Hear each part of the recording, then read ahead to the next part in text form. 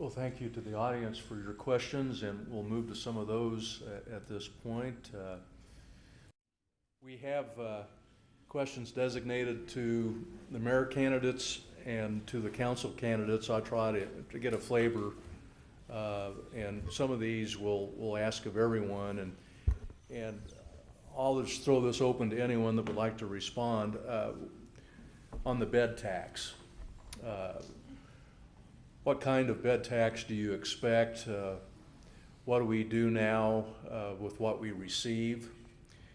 And I think the question is evolving to what if the hotels for some reason did not exist, if they failed, where would the money come from to replace the bed tax in the case of funding any major improvements?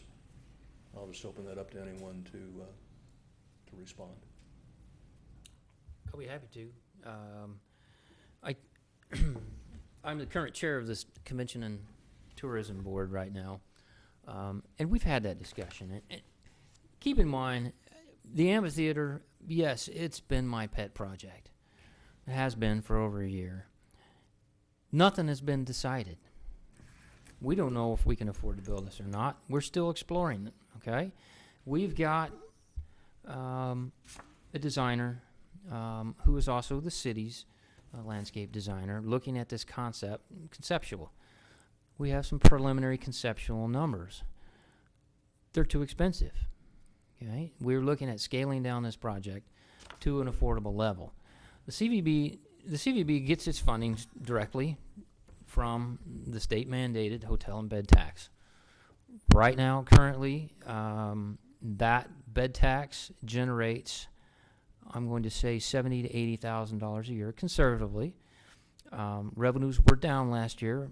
From 2009, they were in excess of $100,000. So we understand there's variations in that revenue stream. It's cyclical with the economy. People don't travel when the economy's bad, or travel as much.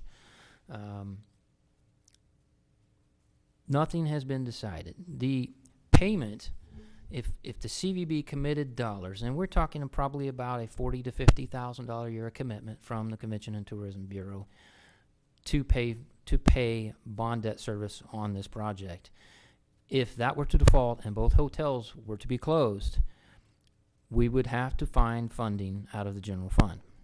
That being said, this amphitheater design and concept is being designed to be self-sufficient, meaning that it will pay its own way. It won't be a moneymaker, but it will pay its own way through concerts.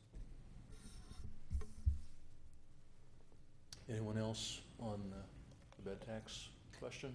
Well, there was Caroline? one small point. I mean, obviously, he did an excellent job of answering that, but the one small point that I would add is that the bed tax is totally, by statute of the state of Kansas, that it could only be used by us for purposes that would generate tourism. So it's not as though, if for some reason we lost all hotels here, then we just lost that ability to use that money to do something that might promote tourism. So it's not as though that money, if that money quit going, then we wouldn't have good streets or schools would fall. In other words, right now that's like a perk to us when we have the money coming from the hotels, is what I'm trying to say. So we don't have to be doing something with it that then becomes a chain around our necks. I think if the bed tax is able to pay for it and get us over the hump of getting it built and so forth without creating any additional burden on citizens as far as taxes goes, yes, that would be a great thing. And it's been pointed out, if it's going to be self-sustaining through people renting it, concerts and things like that that could be there, that would be the potential of continuing to keep it maintained if something were to happen to the hotels. Julie? I would like to say that the bed tax is not anything that is figured in. It is not part of the city budget. It is basically its own pool of money. We don't use that for park amenities or things like that.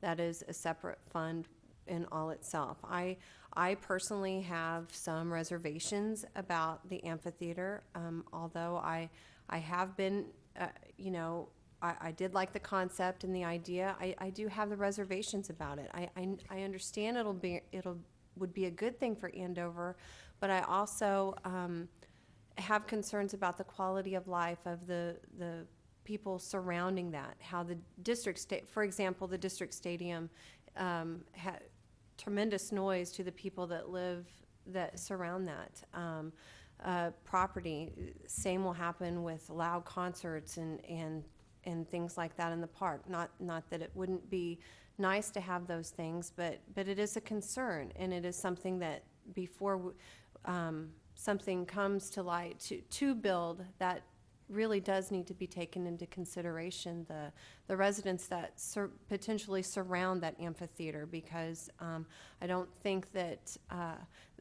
especially those that live in Crescent Lakes maybe understand that was the design of the park, of what they could hear in the future. So again, communication to the public in getting all of that out there. Anyone else on bed tax? Well, I don't want to beat a horse to death here on the amphitheater issue, but one of our audience members is asking about the consensus of the community buying into the idea of the amphitheater. And the question basically is, are you sure all residents are for the amphitheater? How would you know if they are or are not? I'll start. I know from just walking in communities through this past election season, and that issue has been brought up a lot, and especially those that border the Central Park, like Crescent Lakes, the trailer park, even as far as Green Valley. The community itself they're not really in favor for it, especially our neighbors north of us, that we're going to hear that all the time. It'll be noisy. I mean, that's not fair to us. We didn't know that. And whether they did or whether they didn't, it has been a consensus, and what I have heard, that the general public is not very happy about an amphitheater coming in and